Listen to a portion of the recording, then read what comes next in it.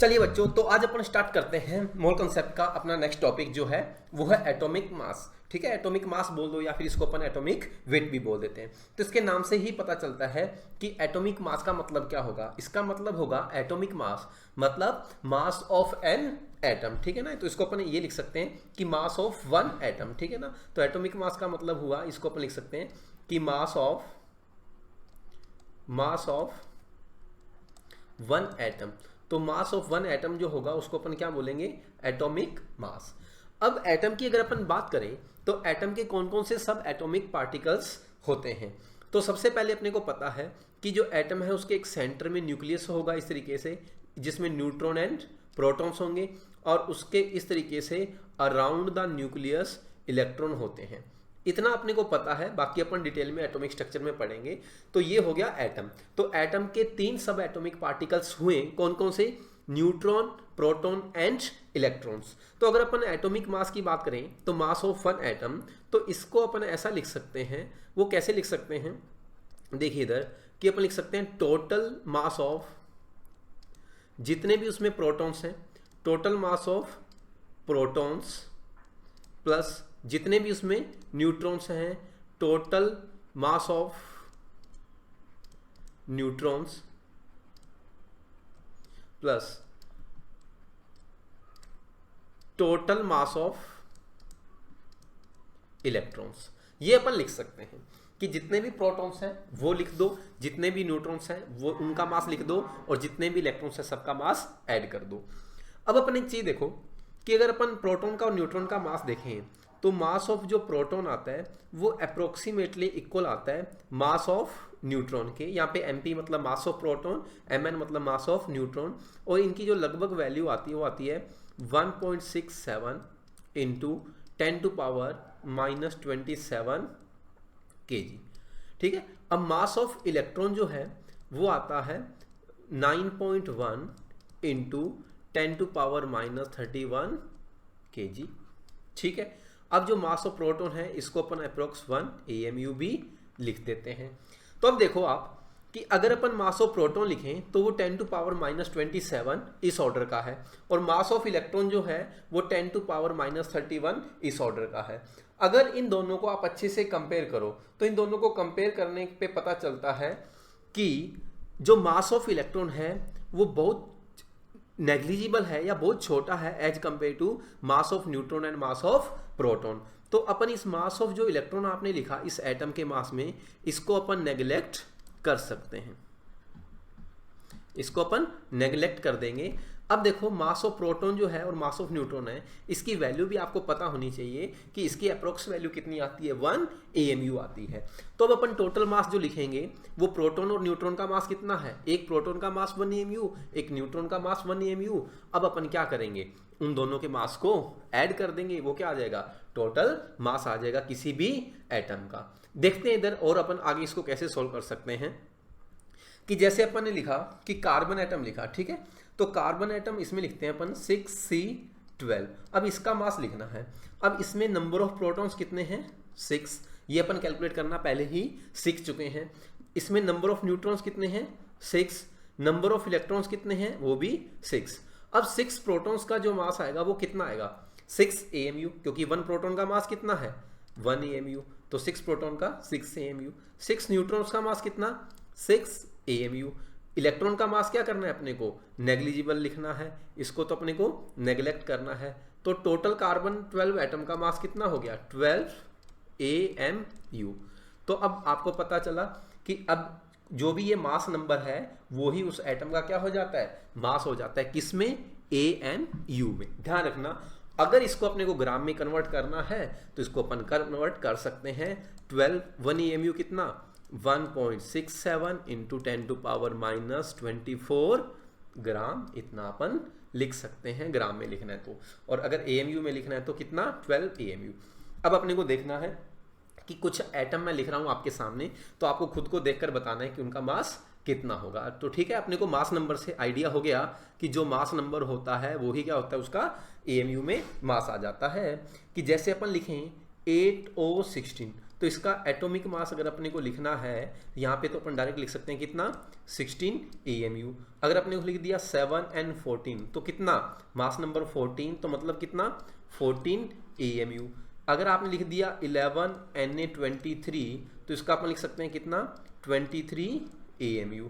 तो इस तरीके से अपन किसी भी एटम का मास जो है वो लिख सकते हैं कि अगर आपने लिख दिया 12 मैग्नीशियम 24 तो ये कितना आ जाएगा 24 AMU।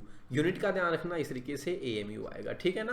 अगर इसको ग्राम में कन्वर्ट करना है तो किसी को भी आप इजीली ग्राम में कन्वर्ट कर सकते हो, क्योंकि अपन AMU और ग्राम का रिलेशन जानते हैं कि AMU और ग्राम क्या क्या रिलेशन है कि 1 AMU इज इक्वल टू कितना 1.67 इंटू 10⁻⁻24 ग्राम, ठीक है। तो इस तरीके से अपन AMU ग्राम में कन्वर्ट कर सकते हैं और किसी भी एटम का मास अपन यहां से फाइंड कर सकते हैं।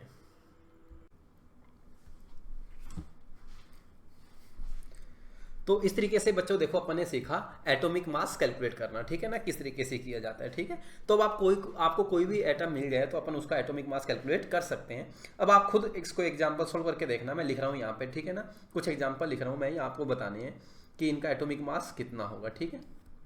तो यहाँ पे जैसे अपने लिखा, ठीक है,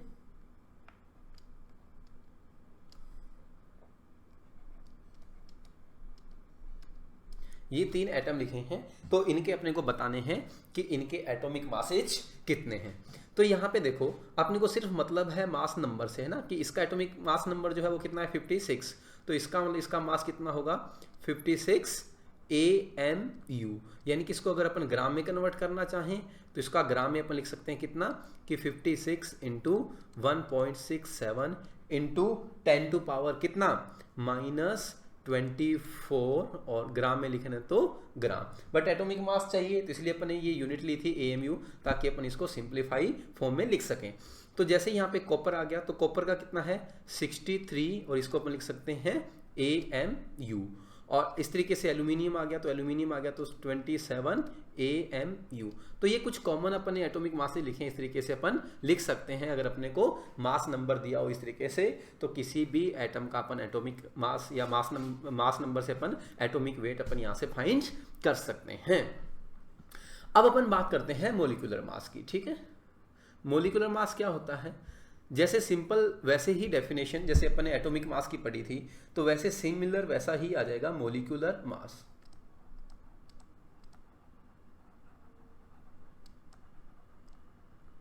ठीक है, मोलिकुलर मास। तो एटॉमिक मास क्या चीज थी, mass of one atom. Similar ऐसे ही मोलिकुलर मास क्या आ जाएगा, mass of one molecule, mass of one molecule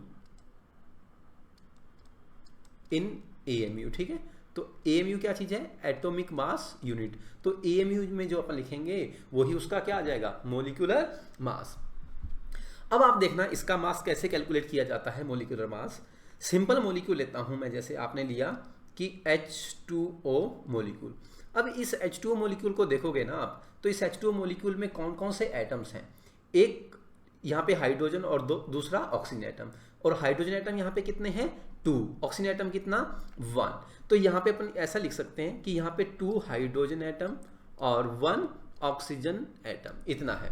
अब 2 हाइड्रोजन एटम का मास कितना लिख सकते हैं अपन, 2 इंटू हाइड्रोजन कितना 1 AMU, ऑक्सीजन कितना 16 AMU। तो इस तरीके से H2O का मोलिकुलर मास अपन कितना लिख सकते हैं, 2 + 16 कितना हो गया 18 AMU, ठीक है। अगर चाहो तो इसको ग्राम में भी कन्वर्ट कर सकते हो। ऐसे ही सिमिलर अगर अपने को बोला जाए कि CO2 मोलिक्यूल का मास कैलकुलेट करना है तो CO2 का मोलिकुलर मास कितना, देखिए इधर कार्बन 1, ऑक्सीजन कितने हैं, यहाँ पे ऑक्सीजन की एटॉमिसिटी कितनी है 2, तो 1 कार्बन एटम 2 ऑक्सीजन एटम, तो कार्बन एटम कितना हुआ यहाँ पे 12 AMU, 2 इंटू ऑक्सीजन कितना 16 AMU। तो इन दोनों को ऐड किया तो ये ऐड करने पर कितना आ जाएगा 44 AMU, ठीक है। इस तरीके से अपने को बताना है कि जितने भी एटम्स हैं उन सब का मास अपन क्या करना है, ऐड कर देना है। सिंपल सी चीज है, क्योंकि मॉलिक्यूल किनसे मिलकर बना है, एटम से। तो एटम का मास ऐड कर दोगे तो किसका मास आ जाएगा, मॉलिक्यूल्स का मास आ जाएगा। ठीक है, अब अपन देखते हैं कुछ और एग्जाम्पल। ये आपको खुद सॉल्व करना है अभी और बताना है मेरे को कि इनका आंसर कितना आएगा। इन मॉलिक्यूल लिख रहा हूं मैं कुछ यहाँ पे, ठीक है ना।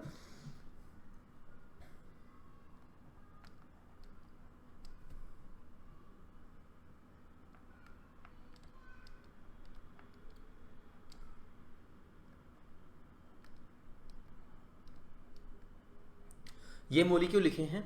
अब आप यहाँ पे थोड़ा सा वीडियो को पॉज कीजिए और इनका आंसर कैलकुलेट करके मेरे को बताइएगा कि इनका आंसर कितना आना चाहिए, ठीक है ना, कि इनका मॉलिक्यूलर मास कितना आएगा। SO2 सल्फर डाइऑक्साइड, ठीक है, और यहाँ पे ये है H2SO4 सल्फ्यूरिक एसिड, H3PO4 ये है फॉस्फोरिक एसिड। तो इन तीनों के अपने को बताने हैं मॉलिक्यूलर मासेज कितने आएंगे। तो चलिए स्टार्ट करते हैं। आप साथ साथ करते भी रहिएगा और आप वीडियो पॉज करके भी आप यहाँ पे कैलकुलेट करके बताइएगा मेरे को कि क्या आंसर इनके आएंगे। तो क्या है सल्फर, ठीक है, वेरी गुड। ऑक्सीजन कितने हैं 2, तो यहाँ पे आगे 2 ऑक्सीजन एटम्स। सल्फर कितना 32 AMU। ऑक्सीजन कितना बेटा 2 ऑक्सीजन और 1 ऑक्सीजन कितना 16 AMU। तो इन दोनों को सोल्व किया, ऐड कर दिया 32 और ये भी कितना 32, तो ये अपने पास आएगा 64 AMU, ठीक है। H2SO4 काफ़ी फेमस मॉलिक्यूल है, इसका केमिस्ट्री में हजारों बार अपने पास इसका मॉलिक्यूलर मास आएगा।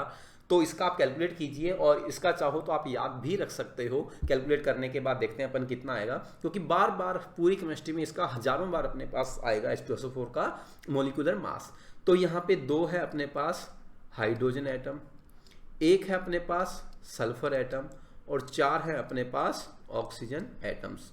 तो ये होगा 2, हाइड्रोजन कितना 1 AMU, सल्फर कितना 1 इंटू कितना और सल्फर 32 AMU, ऑक्सीजन कितने 4 इंटू कितना 16 AMU। इन सबको ऐड करोगे तो यहाँ पे ऐड करने पे ये अपने पास आएगा 98 AMU।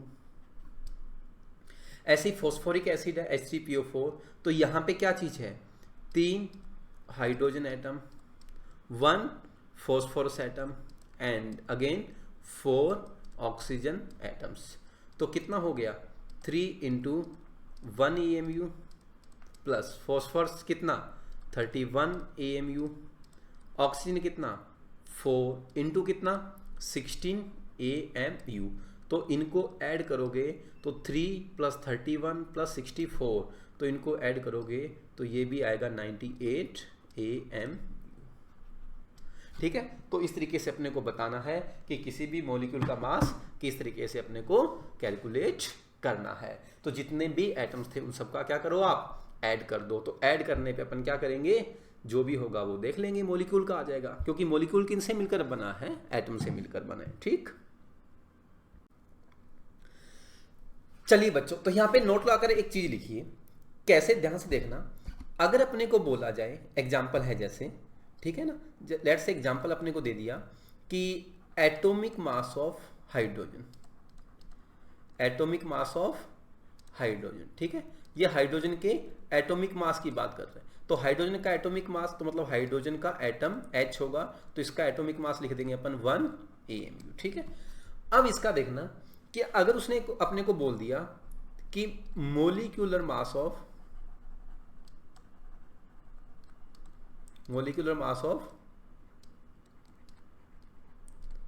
हाइड्रोजन, अगर उसने हाइड्रोजन के मोलिकुलर मास की बात करी है, तो हाइड्रोजन का मोलिक्यूल, ध्यान देना, अपने को पता होना चाहिए कि हाइड्रोजन का जो मोलिक्यूल होता है वो क्या होता है H2 होता है, क्योंकि हाइड्रोजन डाई एटॉमिक फॉर्म में एग्जिस्ट करता है, तो H2 होगा।